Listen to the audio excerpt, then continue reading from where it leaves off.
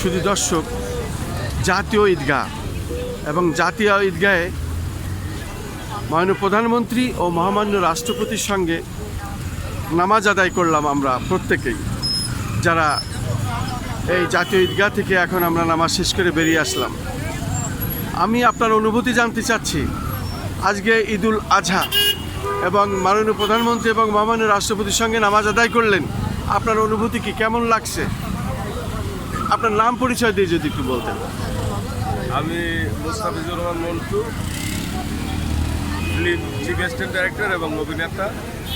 এবং আজকে এখানে নামাজ পড়া খুবই ভালো লাগছে, কারণ রিক্সাওয়ালার থেকে শুরু করে প্রধানমন্ত্রী এবং প্রেসিডেন্ট পর্যন্ত নামাজ পড়ছি। আমরা মনে করি 365 দিনই যদি এরকম হতো তাহলে আরও ভালো হতো, কারণ দল মত নির্বিশেষে আমরা নামাজ পড়ছি। আজকে ঈদুল আজহা, কুরবানির ঈদ।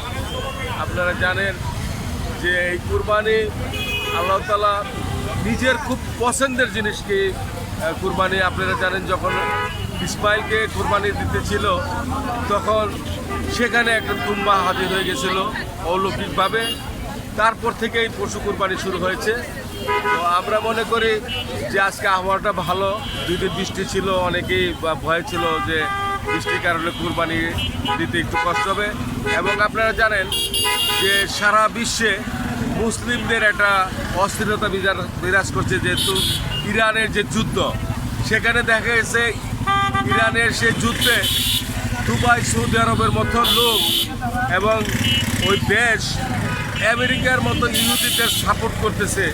এবং দেখা গেছে রাশিয়ার চীন ইহুদি হয়ে মুসলমানদের পক্ষে সাপোর্ট করতেছে। আমি মনে করি যে সব মুসলমানরা ইহুদির পক্ষে যায়, মুসলমানের বিপক্ষে যায়, তাদের হেদায়েত হওয়া উচিত।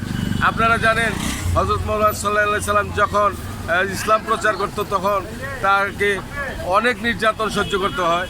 তবে আমাদের মুসলমানদের দেখা গেছে, আমরা অনেক আগে দেখেছি, বিভিন্ন ইউটিউবে দেখি, মসজিদের ভিতরে ইহুদিরা মুসলমানদের নামাজের সময় হামলা চালায়।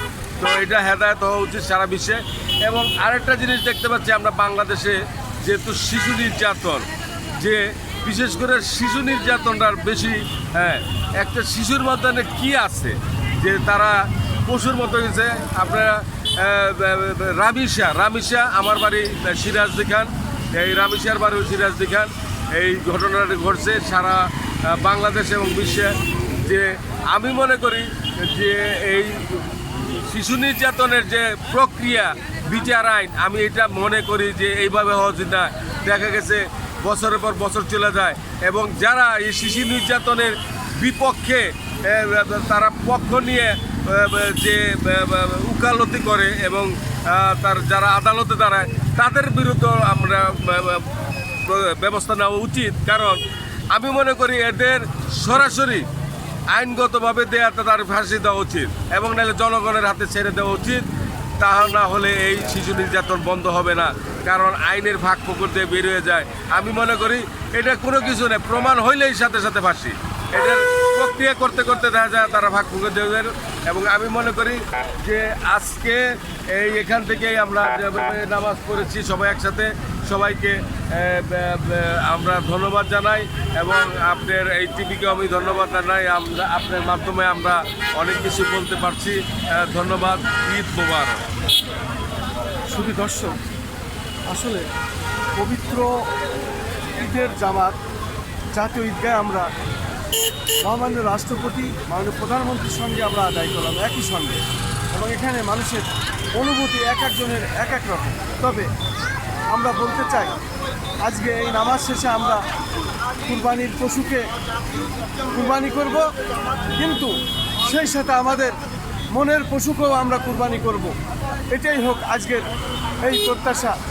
সারা পৃথিবীর মুসলিমদের প্রতি যে নির্যাতন হচ্ছে এবং এই নির্যাতনের প্রতিবাদী উনি কিছু কথা তুলে ধরলেন, বিশদভাবে আলোচনা করলেন, যা সারা বিশ্বের মুসলিম আজকে পদদলিত হচ্ছে।